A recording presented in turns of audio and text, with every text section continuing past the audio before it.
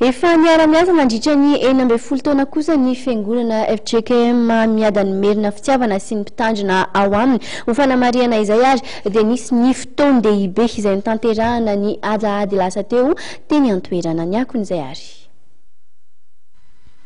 Fotoan-dehibe ho an'ny FJKM hamiadany merina fitiavana synodam-paritany Arivon'ny vaovao noho ny fankalazana ny fahafita amin'ny 30 taona na mpitandrina ny mpitandrina eny antoerana Ranaivo Gilbert. Nampiarahana tamin'ity fankalazana ity ihany koa ny 70 taona niarahan'ny mpitandrina niasa tamin'ny fiangonana nanomboka tamin'ny taona 70 taona sy ny mpitandrina no napetraka teo amin'ny toerana ary mitohy hatramin'izao ny fiara-miasa.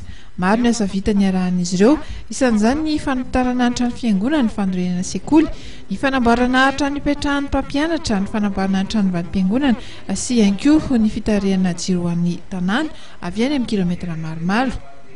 Rehefa fotoana be tahaka izao moa dia mizara roa lehibe ny fotoana.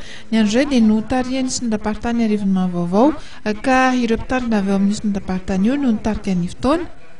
Ny faharoa kosa dia notarihany fiangonana reny sy ny sampana ary ny zanakam-pielezana.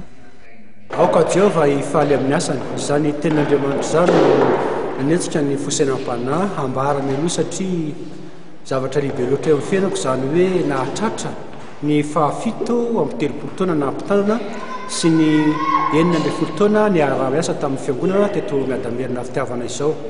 Tao anatin'izany vanim-potoana nietrena ny fito amin'ny 30 taona niasa teo amin'ny sahany FJKM izany dia zavatra maro no niseho, tao ny tsara, tao ny ratsy, fa raha atao amin'ny ankapobeny dia ny zavatra tsara no zavatra tena nivaingana ary indrindra ny fiara-miasa tamin'ny fiangonana izay niasana ka nahavitana ireo zavatra samihafa ary zany fifaliana eo amin'ny fahavitana asan'Andriamanitra izany no nahatery am-panahy mba hisaotra azy araka ny hoe aoka Jehova hifaly amin'ny satria asan'Andriamanitra avokoa rehetra ny tanterahana tamin'ireo fiangonana nalova. Mbola itoy ny fiara-miasan'ny Rotota izay no mafisina tamin'ity fotoana ity ary mbola maro teo ireo asan'Andriamanitra mbola kasaina ho tanterahana amin'izao avy izao. Nisy moa sy sakafo-pifaliana ho famaranana ity fotoana lehibe ity.